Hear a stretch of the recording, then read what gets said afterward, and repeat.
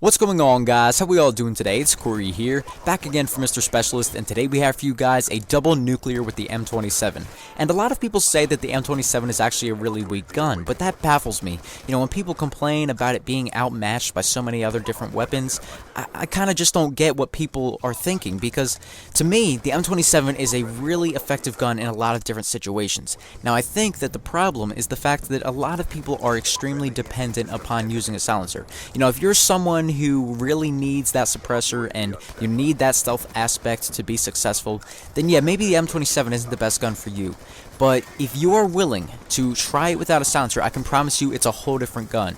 You know, its fire rate is pretty good, but with the suppressor, it seems like such a less accurate weapon. And, you know, if you take the silencer off, it has so much less recoil. Like I said, it just seems more accurate in general, and therefore the fire rate just does absolute work for you. You know, it really works towards your advantage, the fact that it has no recoil and a pretty high fire rate. So even if you might consider it a weak gun, I think that the suppressor actually takes away from its strengths, which is why it's pretty weak when you have the silencer on it. So, you know, if you're willing to try the M27 without a silencer, go ahead and do that. And if it's one of the guns that you don't normally use, you know, try it out. You can see it in a whole different way, and hopefully you'll enjoy using it. But anyway, this gameplay is by Spawn, and he also has a couple other gameplays on his channel that are really nice, like an 80 kill round with the S12, and you gotta love variety like the S12 shotgun. That's pretty good. So definitely subscribe to Spawn. You know, this is a great gameplay right here. He deserves some credit for that, and you know, be sure to go show him some support on his own channel.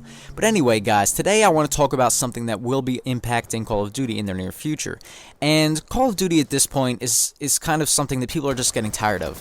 But I think that what people don't realize is, yes, a lot of the people that have been playing since Call of Duty 4 and Modern Warfare 2, yeah, some of those people are getting bored of the game. And I'm getting bored of the game to an extent, but, like, I mean, for the most part, I still enjoy it.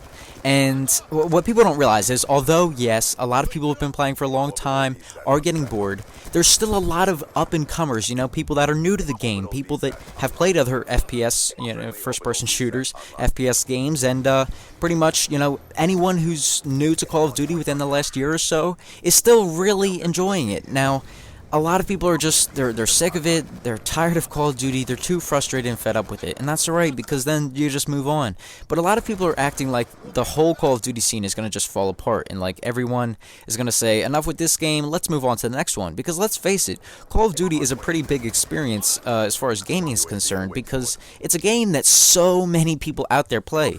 Like if you ask a random friend who has an Xbox or a PS3, you play Call of Duty? I mean, their answer is most likely either going to be yes, or I have played it, or I used to play it, or, you know, something like that. So, you know, when it's so widespread, it's pretty much really easy for, you know, the Call of Duty producers to be able to maintain the game no matter what. But anyway, the point that I'm trying to get to is the fact that while people say this game is going to die anytime now, that's what people always say, and when they complain about the game. But it really doesn't seem to be the case in my eyes. And when you hear the people who actually play the game, like, professionally talk about it, they say that it's really expanding. So, you know, obviously I know that might annoy some of you because, you know, we don't all like the way that the game has been catered towards professional players, but isn't it better for the game to be catered towards professional players than catered towards noobs? I mean, I'd say so. But anyway, like I said, the point that I'm trying to get to is the fact that, you know, I do think Call of Duty will extend a good ways into the future, and so I've kind of been thinking about what's going to happen when the new generation console comes out. So you guys let us know in the comments down below, what are you going to be doing about the next gen console? You know, the Xbox 720 and PS4 will be coming out, I believe next Christmas it's going to be. And obviously, you know, that leaves everyone with a decision, you know. What system are your friends going to be getting? Which one should you get? Which one's most available or the cheapest? And which one's the best, you know? All these sorts of different things to consider. And you know, basically what I was going to say to relate this to Call of Duty is the fact that Call of Duty, the developers have been pretty much saying they're totally unsure about what Call of Duty's future will be, you know, within the next year or so, considering that there's going to be a switch to the next console. So, do you guys think you'll wait a year or two before you switch? You think you'll stick with Xbox 360 and PS3 a little while longer? Or do you have to just switch right away because you have to have the newest and best thing and be able to play with all of your friends, you know? But then again, if you do switch to the next console, you still probably can't play with all your friends because, you know, some of them are going to be left stranded on Xbox 360 and PS4, or or sorry, PS3. And let's face it, once you get the new system, you're not going to want to go back to the old one.